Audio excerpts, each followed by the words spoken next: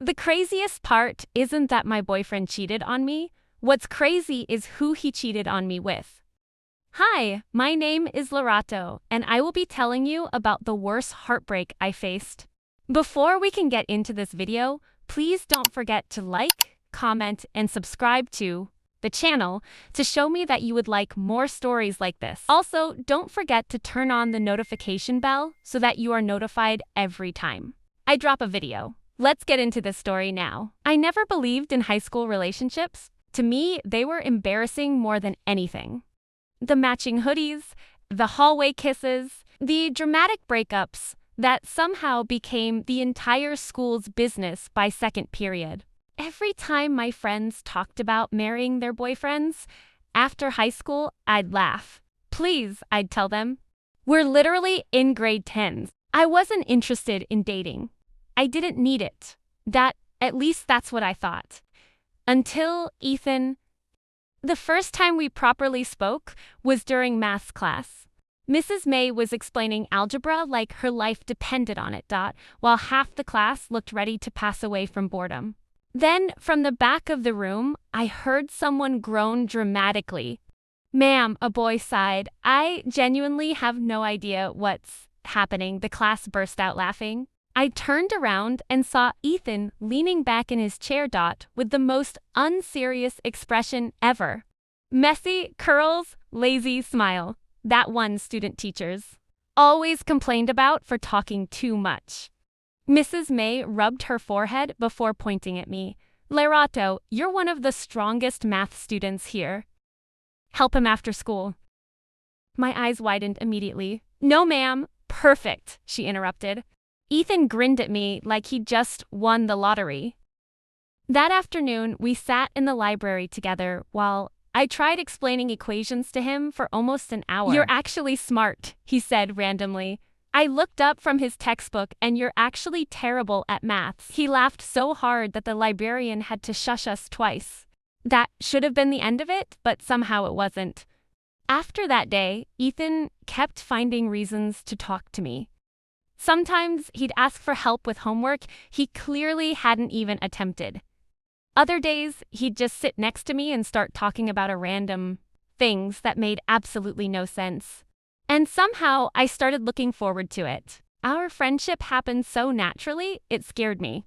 Study sessions became phone calls. Phone calls became late-night conversations. Then, suddenly, he was waiting for me outside class every morning. Morning genius, he'd say with that stupid smile. I hated how much I liked hearing it. My friends noticed before I did. You like him, Sarah said. One lunch break. I squished my juice box a little too much. I do not. You smile at your phone like an idiot every time he texts you. I rolled my eyes, but deep down, I knew she was right. And worst part, Ethan made me believe maybe love wasn't as fake as I thought. So when he finally asked me out after school one afternoon, standing awkwardly near the sports field while pretending not to be nervous, I said yes before he even finished speaking. After that, we became that couple, the annoying, cute couple. Always together, always laughing, always posting each other. We went to football games together, parties together, even studied together sometimes when Ethan actually felt like focusing for once. I trusted him completely. That's probably why what happened hurt as much as it did. It was Friday night when everything changed. Ethan texted me earlier that day, party at Jason's tonight. You coming? Parties weren't unusual for us. We loved going out together, so of course I agreed. I even invited my friends. That night, the house was packed. Music blasted through the walls so loudly the floors practically vibrated, people dancing everywhere, yelling lyrics into each other's faces, like they were performing at a concert. I was downstairs with my friends laughing while Ethan hung around his boys across the room. Everything felt normal, perfect even. At some point, I remembered I'd left my bag upstairs in one of the bedrooms. Ethan told me earlier to keep it there so that no one would take it. So I headed upstairs alone. I remember smiling while walking down the hallway because Ethan had texted me from across the room telling me that I looked pretty tonight. When I reached the bedroom door, it was slightly open, and that's when my whole world collapsed. Ethan was kissing someone. At first, my brain genuinely couldn't process what I was seeing. Then the girl turned slightly, and my stomach dropped. Nileti, my cousin, I cried immediately. The room felt too small, too hot, too loud. Ethan pulled away from Nileti and tried to come towards me.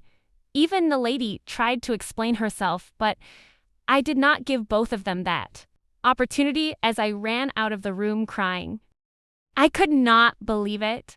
The boy who made me believe in love cheated with my cousin. He just proved to me why I didn't want to be in a relationship in the first place. A few days after the party, I stopped going out completely. I ignored calls, ignored texts, ignored everyone, especially Ethan. He tried to communicate with me for a while every time he would approach me in the hallways. I would just walk away. How do you hurt someone you love like that? And worse, he knew exactly who Naledi was to me. That's what hurt the most. Not the cheating, but the disrespect of cheating with my cousin. I still don't fully believe in high school sweethearts, but now I don't believe in something else. Healing and choosing myself, even when it hurts.